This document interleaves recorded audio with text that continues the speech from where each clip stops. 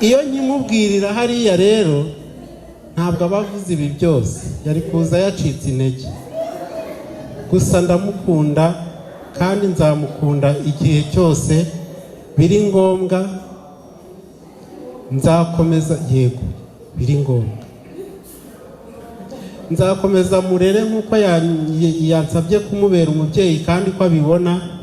Noneho dore bampaye n'inkoni.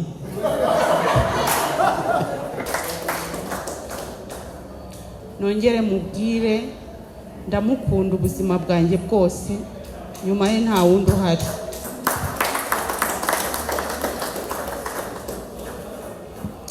Namuteguriye rero impano.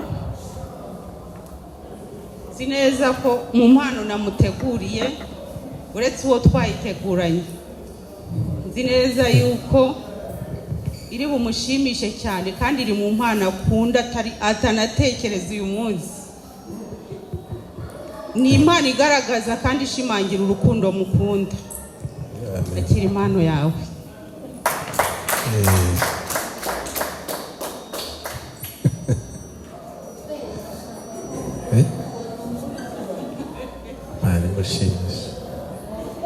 Imana ibahe umugisha mwese. Murakoze. Muntize amashyi dushimire cyane Alice. Hanyuma twakire Bwana. Ndabashimye mwese abari hafi n'abari kure. Mbashimiye nk'uko natangiye mbibabwira, ikintu gihenze cyane buri wese yatanze muri iyi si y'abariho n'abapfuye. Igihe mwampaye ndacyishimiye kugeza aya masaha. Madamu yambajije ngo mfore ikintu kiri muri iriya mpano, ndamwihorera agira ngo ntabwo nkizi. Sinzi ahantu babikoreye ariko ndakizi. Ndabimwongoreye ngo ave hano azi yuko ababeshye mwebwe, ariko ko nakimenye nuko mbona acitse intege. Iyo nkimubwirira hariya rero ntabwo abavuze ibi byose, yari kuza yacitse intege. Gusa ndamukunda kandi nzamukunda igihe cyose biri ngombwa. Nzakomeza, yego biri ngombwa, nzakomeza murere nk'uko yansabye kumubera umubyeyi kandi ko abibona. Noneho dore bampaye n'inkoni. Ivuna igufa ntabwo ivuna ingeso. Ingeso ntabwo nzazivura, ariko Uwiteka nzamuba imbere, nuko ankorera ibyo ntakora. Ntabwo iyi ari inkoni yo kurwana, niyo kuragira umukumbi w'intama ziri muri za miliyoni 50 nababwiye zivuga Ikirundi ndetse n'Ikinyarwanda hirya no hino ku isi. Ibi mwabonye birimo ubuhanuzi, biri ubuhanuzi n'amasezerano Imana yambwiye biri kugenda bigera mu gihe cyabyo. Reka dusenge twese duhagurutse, ngira ngo mbabwire yuko abahagaze aha bakagira ibyo bababwira nta na rimwe ku ijana kuri nge bavuze. Uriya mudamu umubyeyi Charlotte ibyo yabivuze ku giti cye, ariko hari bagenzi be barenga 100 twabanye muri iyo minsi 100. Buri wese yahagarara ahangaha akababwira ibindi bikakaye cyane. Nabanye n'Imana imbwira ibyo ngomba gukora mu gihe cyabyo. Ni nayo yambwiye ngo ubwire umugore wawe ko yirase ngo yaguhishe, umubwire ikiri muri iyo mpano. Rwose ntabwo mbabeshya, icyo mbasezeraniye kimwe, mube imbere y'Imana murebe ibyo ikoresha amaboko y'abana bayo. Reka nsabe umugisha. Ntabwo dusoje, abazabishobora n'ejo bazaze dukomeze. ejo nk'iki gihe nibwo ibi birori bizaba bishoje. Uwiteka Mana ishobora byose, turi imbere yawe muri uyu mwanya tugushima ko wadushoboje twese kuhaba. Ntabwo byari byoroshye, iyo ataba wowe rwose ntitwari kugera ahangaha. Tugushimiye igihe cyose buri wese mu myaka ye aherereje inyuma y'umugongo we, tukaba tugushimiye iki gihe utugejejemo. Turakubashye cyane kandi tuguhaye icyubahiro. Twizeye ko imbere yacu ari heza, kandi n'ibibi bizaba muri aho heza uzabana natwe. Turakwiringiye uko wabanye natwe mbere, ukaba uri kumwe uyu munsi natwe, ni nako uzabana natwe. Buri muntu wese imyaka wamugeneye mu gitabo cyawe cy'ubugingo azayihekenya hataburamo n'umwe, nuko amaso ye ahweze asange basekuruza, kandi tuzabane mu bwami bwawe. Kuri njyewe imyaka y'imikino, imyaka yo gukora imyitozo za teori zose irashoje. Nshoje icyiciro cy'ubusore bwanjye, nsatiriye icyiciro, nshoje ubusaza bw'ubusore bwanjye, ninjiye mu cyiciro cy'ubusore bw'ubusaza bwanjye.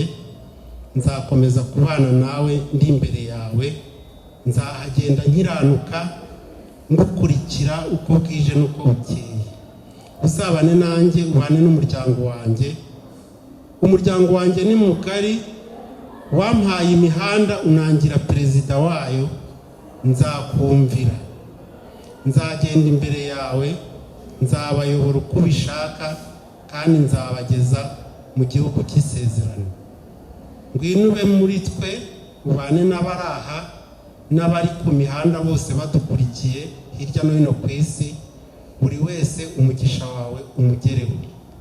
Ntitugusezeye, turacyari kumwe nawe. Ibyo ukunda n'ibyo ushima ko abakwizera bakabikirwa ingororano ziruta izindi zo kuba mu bwami bwawe, aba ari byo duhana twese n'abizera bose hirya no hino ku isi, mu izina rya Yesu umwami wacu, amen.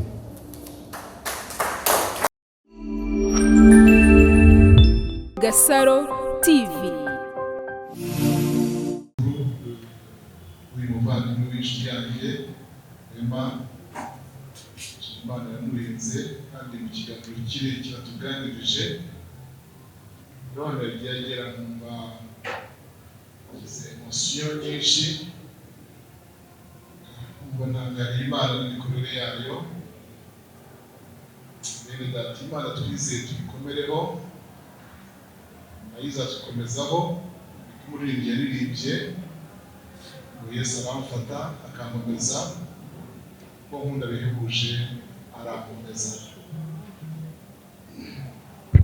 Ndasoma amagambo ari muri Zaburi ya 91 umurongo 1-16. Niyo magambo dukoresha muri uyu munsi mukuru, muri iyi yubile bita Jubilé d'Or, imyaka 50. N'uwo murongo nsoma gusa wa 16. Zaburi ya 91 umurongo wa 16 uravuga ngo nzamuhaza uburame kandi nzamwereka agakiza kanjye. Nzamuhaza uburame kandi nzamwereka agakiza kanjye. Iryo jambo uburame bwaryo riva ku ijambo cyangwa kurama, niba nafite inshinga ariko ni ukurama ariko byitwa, uvuga ngo ni ukubaho igihe kirekire. Noneho uburame ubwabwo nubwo ubwabyo bisobanura kubaho igihe kirekire, kuramba, ariko Uwiteka anashyizemo akandi kantu kitwa nzabimuhaza. Guhaga ibintu ni gute? Birya tuvuga ngo twahaza ikintu, cyane icyo kintu gisobanura iki? Kugihaga ubwabyo bisobanura ngo kiba cyabaye cyinshi, ukagikonsoma, ukakirya igihe kirekire, ukagihaga. Kugihaga nabyo igasobanura amagambo abiri. Hari ukugihaga mu nda, hakaba no kugihaga kuko ugihararutswe ariko kikiri aho. Hano hari n'isezerano rikomeye rivuga ngo nzamuhaza uburame. Uburame bwabwo ni ukubaho ukaramba, ariko nzanabimuhaza, bivuga ngo nzabikomeza, uburame bwe nzabukomeza. Imana ishimwe cyane. Kandi nzamwereka agakiza kanjye. Uyu murongo nkuko mubibona namwe ku basomye Bibiliya uyifitiye umwanya, niwo murongo wa nyuma mu mirongo 16 igize iyi Zaburi ya 91. Mbibutse abasoma Bibiliya, muyikoresha muyisoma, muyikoresha muyigisha, ko Zaburi itagigira igice. Kirazira kikaziririzwa, ntabwo tujya tuvuga ngo Zaburi igice cya, ni Zaburi ya. Kubera iki? Ni indirimbo. Mu byo bita ordre canonique byapanze ibitabo bya Bibiliya, nta bice bazihaye, uko ari Zaburi z'abantu batandukanye. Uko ari Zaburi 150, Zaburi 90 zose 90% ni umwihariko wa Dawidi. Izindi 60 ni z'abandi bagabana, zaba Mose, za bene Kora n'izindi. Uyu murongo uko mureba ari uwa nyuma mu 16 igize iyi Zaburi, urakompleta, uruzuza. Muri ni jambo uraza hari umuntu uvuga ibyo mwita cyangwa twitaga kera tukiga za analyse, byo twita pronom relatif, insimbura zinasanga. Uyu murongo hariho umuntu urimo kuvuga, nzamu, iyo mu ni insimbura zinasanga. Hariho umuntu urimo kuvuga. Rero iyi Zaburi hari umuntu urimo kuvuga, Uwiteka azahaza uburame. Uyu murongo hari umuntu urimo gusezeranya ko Uwiteka azamuhaza uburame. Uwo muntu rero ninde? Haleluya! Nuba mu rwihisho rw'isumba byose. Nuwo ni umuntu uba mu rwihisho rw'isumba byose. Nuwo hepfo azahama mu gicucu cy'ishobora byose, abwira Uwiteka ati urubuhungiro bwanjye ryome kingingira. Nuwo nguwo Uwiteka azakiza ikigoyi cy'umugoyi. Mu rugendo rwa mwene data mwumvisemo ibigoyi byinshi. Ibigoyi bisobanura imitego isanzwe, imishibuka, imitego y'ibyobo, yose ni imitego. Uwiteka azamukiza mu gikirimbura, azamubundikiza moya ye, kandi azajya ahungira munsi y'amababa ye. Umurava n'ingabo n'icyuma bimukingira. Nuwo nguwo rero iyi Zaburi yemerera ko Uwiteka azamuhaza uburame. Mu gihe igendera mu mwijima cyangwa kurimbura gutsemba amanywa y'ihangu, ibyo byose Uwiteka azabirinda uwo muntu. Umurongo wa 7 ukavuga amagambo akomeye twumvise mu rugendo rwa Rwema. Abantu 1000 bazagwa iruhande rwawe. Ubundi mu by'ukuri uyu mubare 1000 mu masomo nize mu bintu bya teolojiya, nasanze 1000 muri Bibiliya ntabwo ari ibintu bibarika. Ntabwo mu by'ukuri ari chiffre iri correct, si umubare runaka, ahubwo 1000 bagikoresha iyo bashatse kuvuga ibintu byose bibaye byinshi. N'ibyo simumva bya millennium biri mu byahishuwe, ntibivuze imyaka 1000 ko tubisoma hano, ahubwo ni igihe kirekire. Ntabwo rero abantu baguye iruhande rwa Rwema abareba cyangwa bagapfa havuye 7 muri iyi Zaburi kureba barahwana n'1000. Yesu adufashe cyane bene data. Amateka nk'aya ngaya, intego uri gushima Imana, ngo Imana tuyereke yuko tuzirikane neza yayo. Haleluya! Ikero reconnaissant, uyu mutima uzirikana Imana ikunda umuntu ufite. niyo mpamvu yavuze muri Zaburi 51 iravuga ngo kandi untambira ishimwe yose abanyubahirije kandi unshimira mu iterero nanjye nzamurika agakiza kanjye. Imana ikunda umuntu uzirikana neza yose yabonye. Mu itangiriro tuhasanga urugendo rwa Yakobo rubanzirizwa n'umuhigo yahize mu gice cya 28. Tukabona urugendo yagenze rwose kwa nyirarume, tukamubona anagaruka mu gice cya 33 n'icya 34 n'icya 35 cy'itangiriro. Imana imutegeka ngo nasubire kuri Ruzi aho baherukaniye kuvugana, yongere yubake igicaniro atambire Uwiteka ibitambo. Icyo kintu kigaragaza ko Imana ikunda umuntu ugaruka aho bavuganiye. Imana ikunda umuntu uboneka muri wa mwanya.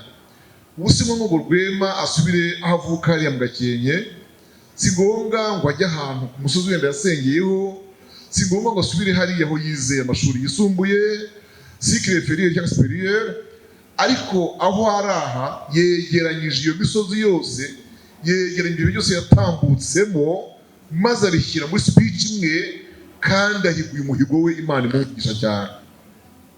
Haleluya. Imana yamukoresha ibintu byinshi, mwabyumvise. Ari abo bana amaze kwakira batari abana be biologique, yarivuze nibuka ko ngewe maze gushingira abana 9 bavuye mu nzu iwanjye ntabyaye, kandi igihugu wanjye mfite imbyaro zanjye bwite 10. Imana yagiye ikoresha abantu nk'abo si twenyine, namwe waba umwanya mwabivuga, ariko Imana yagiye ikoresha abantu nk'abo kugira ngo abantu babuze ababyeyi babone abantu babera ababyeyi kandi biyumvemo umuryango. Twarabashingiye, twarabatwikuruye, barabyaye turabahemba, ndibyo ko nawe azarikora. Imana izagira imushoboza.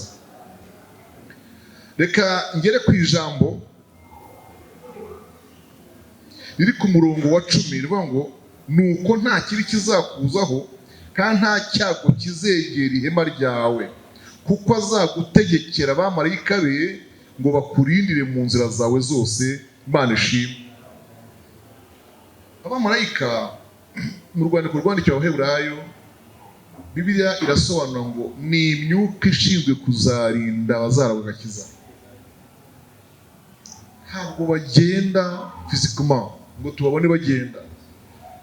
N'igihe bahinguka kwa Aburahamu, niko Imana yari yabishatse ngo bahinguke mu buryo bwa kimuntu bagenda, anabasabe koga ibirenge bageriwe kandi bafungurirwe bahave bajya i Sodomu, kugira ngo bakore iyo patrouille bafata abantu byasabaga ko baba abantu.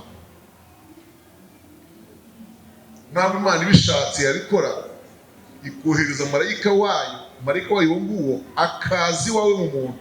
Mu bantu yaturondoreye muri aya magambo tuganirije hano, igihe numvise ngo bamarayika. Haleluya. Namwe mwabumvise abadamu abamugaburiye, wamurokoye, wavuze ati umuntu aragira icyaba murabona kaga. Nabumvise benshi, numvise ngo bamarayika benshi ubuzima bwa Rwema.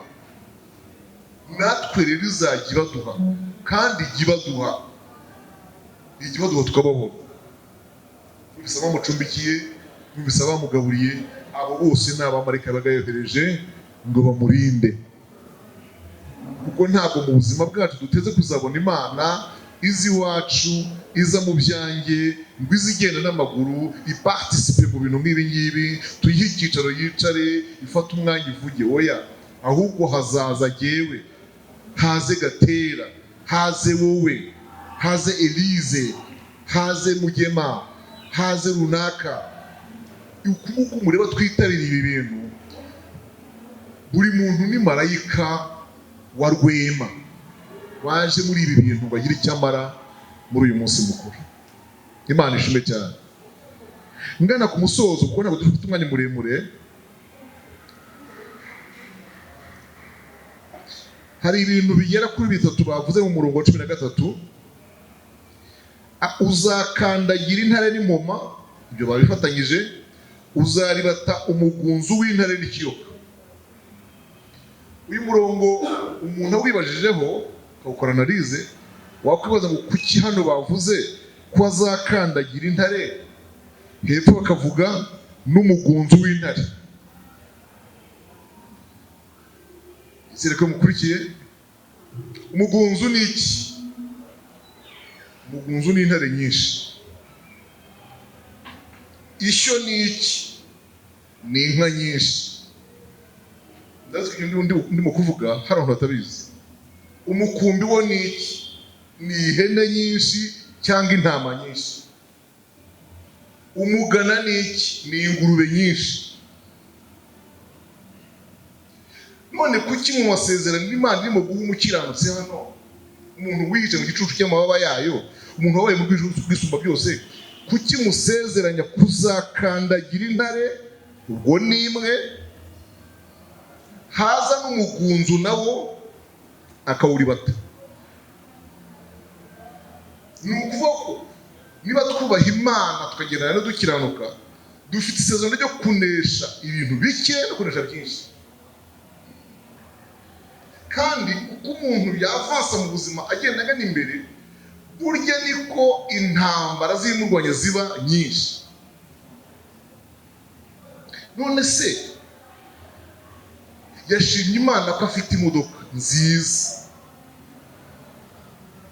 yahise yinjira mu basoreshwa, yinjiye mu bagomba kugura amapine, yinjiye mu bagomba kujya muri controle technique, yinjiye mu bagomba kujya muri garage, muri entretien general cyangwa n'isanzwe yose, yinjiye mu bantu ibyo bigo bigomba gukonsoma, iyi modoka ikamukonsoma nayo. Naragenzuye nsanga nako mu bwiza yanditse, mu migisha yose umuntu yakirira mu isi, nta mugisha utabyara ikibazo. Nibyo? Reka tuvuge ibyoroheje bikeya, ibyoroheje biri aha ngaha. Ufite imyenda ingana iki mu rugo? Nawe aho ubereye myinshi, niba uzagira ikibazo cy'abayifura. Byinshi urabizi nawe, garderobe ebyiri zuruzuye. None bigeze ku rwego rero, nudafurisha waza kuyifura mu rugo ngo bahembe, uragenda muri dry cleaner. Wabayeho wifitiye cut up and go, utega, ugacunga no gushyiraho ibiceri. None ibimodoka ugendamo iranywa amazuti ingana iki? Ibyo byose yitangaza isosi ry'uko yazamutse, nawe urapanika mukanzinya, kugira ngo ukundi kuntu utangira gukora gestion. Buri kintu cyose cyitwa umugisha mu buzima duhabwa, cyose kibyara iki? Ibibazo. Ariko Uwiteka aratwemerera ko muri bike no muri byinshi bose azadutambutsa. Imana ishimwe. Tuzahanyura. Haleluya. Tuzahanyura. Formule y'ubuzima nabonye nta muntu wayisetinga. No. Nta muntu wasetinga formule y'ubuzima ngo bugiye ngo arabufatishije kandi bugenda gutya.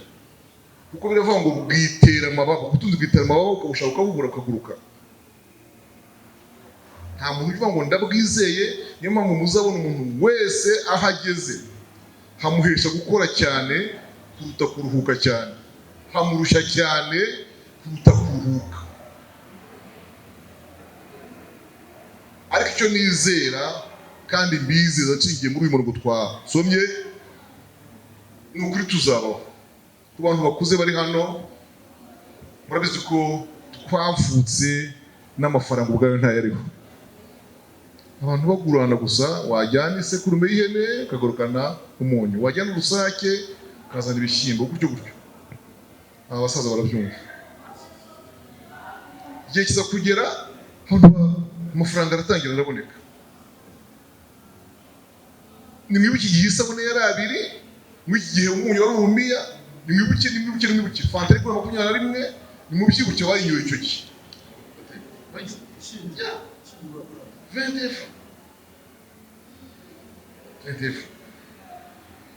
Ibatiri dusakarisha ryaguze 50, rigura 45, njye nubaka bwa mbere muri 82, ryari kuri 120. Bisirigeze kuranga. None se kwa abana bubaka, igitangaje muzageze muzasanga abubaka bose ntibaba bari bazi ko bazubaka.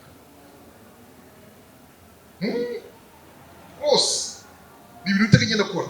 Iyo sukari yaguraga ayo ngayo ubiranyobwa kandi muzayigeze.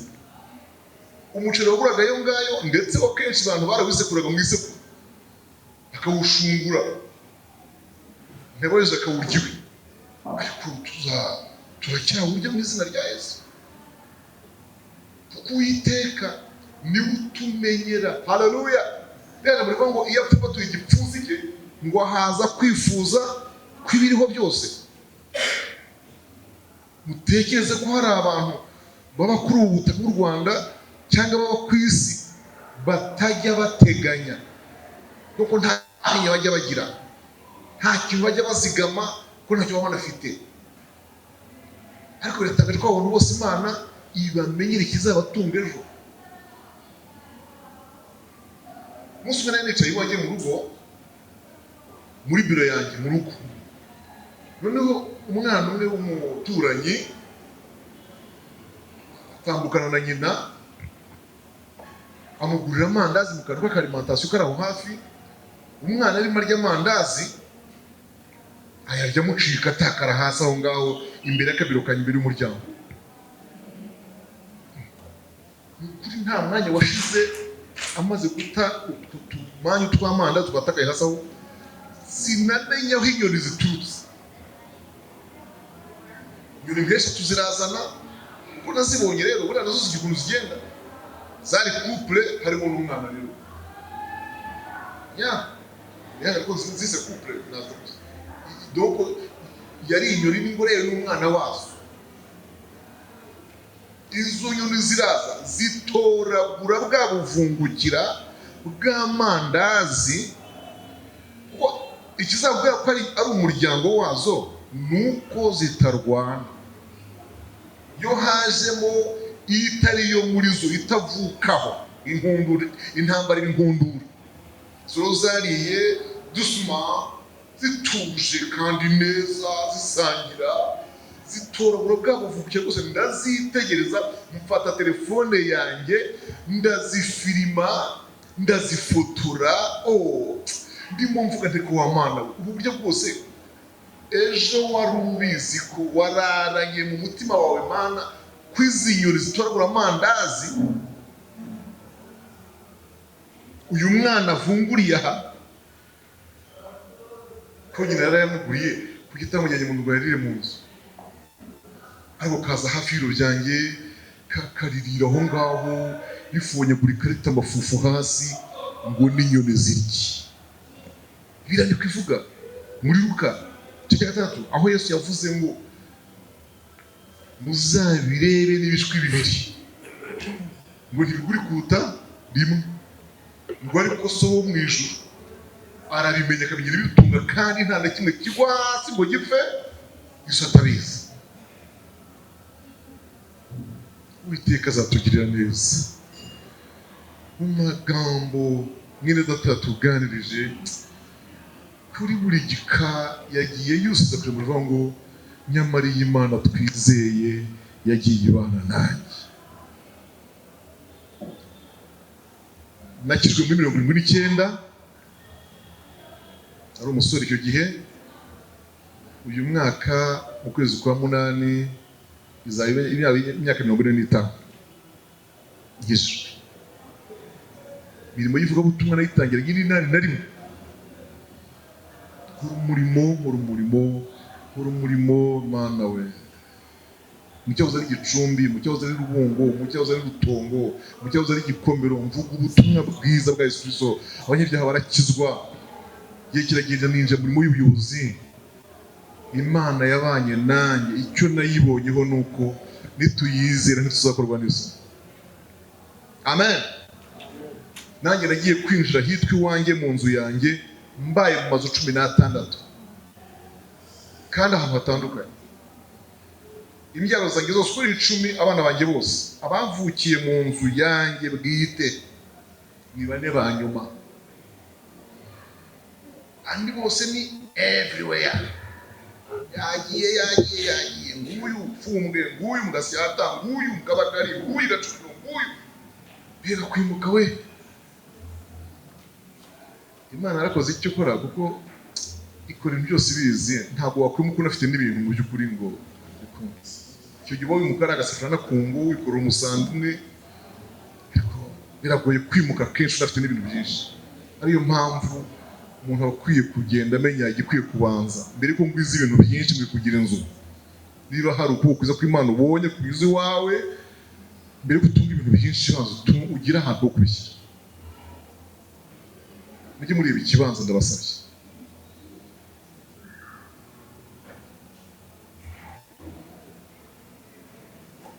Zamuhaza uburame kandi nzamwereka agakiza kanjye. Uwiteka abahaza uburame namwe, ntabwo tungana mu myaka, buri wese afite iye, undi ye, ariko buri wese mu bantu bari mu kumva aya magambo hariho imyaka yawe yagenwe iri ahantu. Humura rwose, uzayirya neza niba wubaha Imana. Ndasaba Gatera gufata Bibiliya akamubwira umurongo atsomera tukawusengeramo dusoza. Igitabo cyo Kuva ibice 23 umurongo wa 25 n'uwa 26 turawusengeramo dusoza. Yego.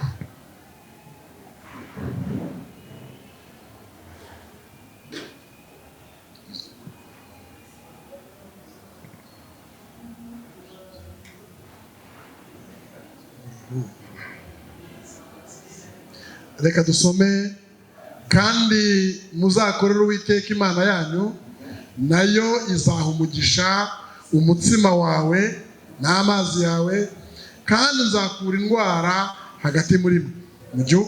Mu gihugu cyawe ntawe uzavanamo inda, ntawe uzagumbaha.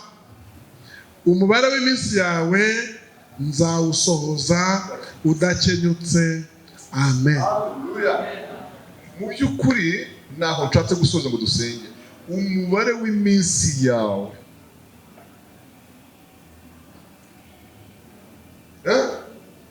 murabizi ko ngo mbere yuko turemwa ngo iminsi yacu yayanditse hehe mu gitabo, ngo hatarabaho n'umwe, utarakonsomaho n'umwe yo yari yanditse, yari yayigenwe. Rero kwemereye ko nimukorera Uwiteka mukamwubaha mukamukiranukira mukagenda mumunezeza, yemeye gukura indwara muri mwe.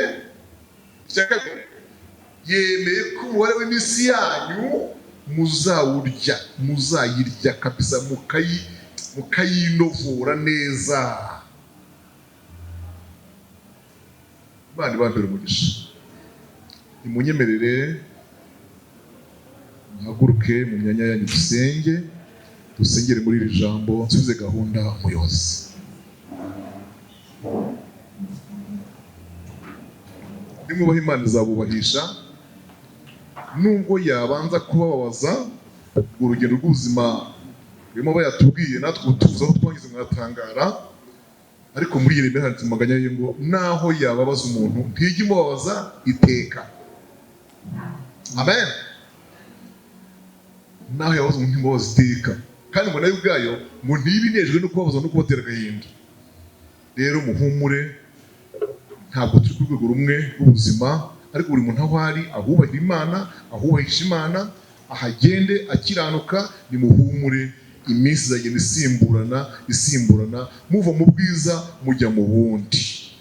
Mana Data wa twese uri mu ijuru, ndagushimiye mu izina rya Yesu Kristo. Ngushimiye ko warinze mwene data mu rugendo rw'ubuzima yagenze muri iyi myaka 50. Turagushimiye ko wabanye nawe mu ntege nke z'umubiri, mu byo yakoze byo gupfapfana, icyo Pawulo yise ngo akiri mu bujiji. Hari ibyo wamwihanganiye, ariko hari umunsi washyizeho, uwo munsi uwushyiraho wo kumwemera. Mu Baheburayo wawise umunsi wo kwemererwamo, maze uramwemera, nawe arakwitaba, azi uko ari, umwakira uko ari, uramubabarira. Kuva uwo munsi atangira kubona ineza yawe, wirengagije ibyo yangije, wirengagije ibyo yishe. Natwe twese turi aha, buri muntu wese afite icyo yavuga cy'urugendo rw'ubuzima bwe.